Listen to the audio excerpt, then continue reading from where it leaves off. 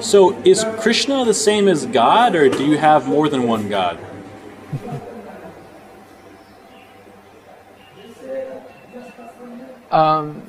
The philosopher Hegel, he had a way of describing the absolute truth that was very much appreciated by our spiritual teachers. And he said, the absolute truth is for itself and by itself. Means that which is supreme is original, it's its own cause, and it's the cause of everything else. And everything that exists, everything that it causes, is caused for its own purpose, for its own satisfaction. So the absolute truth is one, and everything is an expression and a manifestation of that one supreme original cause. And throughout the world, throughout history, there are so many names and notions projected onto this supreme central original source. One of our gurus, Srila Bhaktivinoda Thakur, he compared the absolute truth to a great mountain. And he said that some persons who live in the southern region, they may come to approach this mountain. And they will walk up the southern side of the mountain and see different terrain and different things and reach a particular height in this mountain and make descriptions and findings accordingly. And others may come from the west, may come from the north, may come from the east, and accordingly climb the mountain, and according to the height of the mountain they reach, the terrain found in that area of the mountain, they'll describe the mountain in a particular way. So Bhaktivinoda Thakur, he extends his analogy and he says, in the Western world, in the writings of Thomas Aquinas and the philosophers who came along to support the biblical revelation of Jesus Christ and Yahweh of the Old Testament, they've described the absolute truth in a particular way. And persons in the East, like the Far East, like Confucius, Lao Tzu, persons like this, they've also come and approached this central absolute truth and described it according to what they found in their culture, environment, and their region. And also from the south, Vedavyas and the rishis of the Vedic culture, they've also made their findings and described that in their scriptures and in their teachings. But we feel that this supreme absolute truth, it's the same subject. The subject of the Quran, the subject of the Bible, the ultimate object of meditation of the Buddhists, the Great Spirit referred to by Aboriginal people, the absolute truth described by philosophers, the central principle described by different theorists with the different names. They're all describing the same subject. And so in one way we can say everything that they found is true. It's describing a certain aspect of the infinite reality. So we don't have any interest in belittling others, demeaning others, rejecting others' views, but as you could say seekers of the truth or as explorers of this great mountain, naturally we have some desire to know what it's like on the top. As sincere seekers, if we can hope to be such a type of person, we want the highest summit. We want the very finest essential understanding of the absolute truth. And the primary, the most fundamental, you could say, grade that is necessary to pass through in this search is coming to understand the personal nature of the absolute.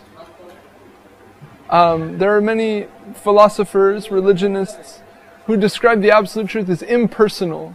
They say it has, it's a force, it's a power, it's an energy, it's a being. It can be attributed certain qualities and behaviors, but it itself has no personal will, feelings, or form.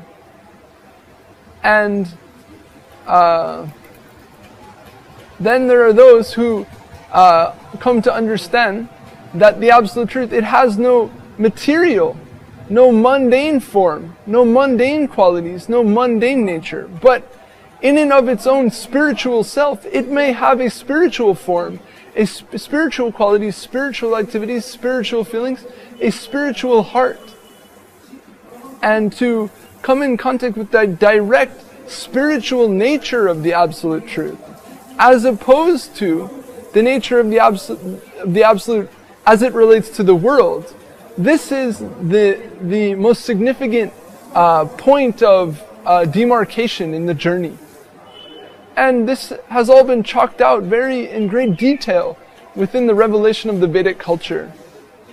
And there is much description of the Lord known as Vishnu. And those who are devoted to Vishnu, they're known as Vaishnavas. And Vishnu is known as the creator of the world, the maintainer of the world, the person who brings all things into existence, is responsible for the annihilation of all things, and maintains all things over the course of its existence. And as this supreme power and proprietor of the universe, it also delegates these duties and functions to various subordinate beings within the world, the way a king within his kingdom, he may delegate so many duties to particular persons that are carried out within his kingdom. So then you have the description of many what we call demigods, or empowered beings that are responsible for particular functioning of the universe. So you have a being responsible for the functioning of the sun, for the functioning of the ocean, for the functioning of the air, for the creation of the world, for the destruction of the world. All these things, they have some deputed personality who arranges for those activities. But the Supreme Lord, under His auspices, it is all going on and under His control and by His will. So that is the notion of Vishnu and the demigods of this world. But a deeper understanding of the Absolute will lead us to consider, okay, the Lord is creating the world, maintaining the world, but does He have His own existence? Does He have His own abode? Does He have His own purpose? Does He have His own desires apart from taking care of the souls of this world? And if we want to enter into the heart of God and understand, how does He love? How does He relate? What are the intimate aspects of His life? Then we will come to understand Krsna. Krsna is the form of the Lord that has nothing to do with this world, but wholly in His own divine abode is engaged in an infinity of varieties of loving relationships with innumerable souls, filled with unprecedentedly wonderful affection, intimacy, charm, sweetness.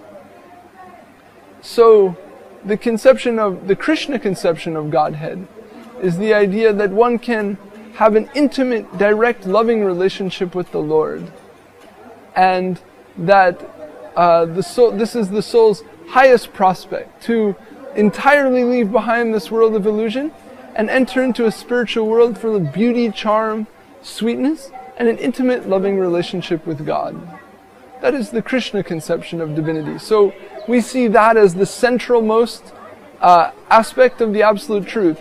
It's for Himself and by Himself. And for His own purpose, He's created the world. He's created so many expansions of Himself to perform so many functions. And in this way, He's enacting this divine, you could say, pastime of universal creation and interactions with innumerable souls. And we find that all religions, all different spiritually inspired persons, they've understood Krishna's nature to a greater or lesser extent and naturally describe that for the benefit of others. And that persons who culture such phases of revelation, that's also very beneficial for them. And according to the sincerity that they feel, according to the hankering they have for a loving relationship with the Lord, they'll embrace finer ideals of the Absolute and how they can lovingly dedicate themselves to Him. And ultimately arrive at the Krishna conception, or 100% total loving dedication to the Lord.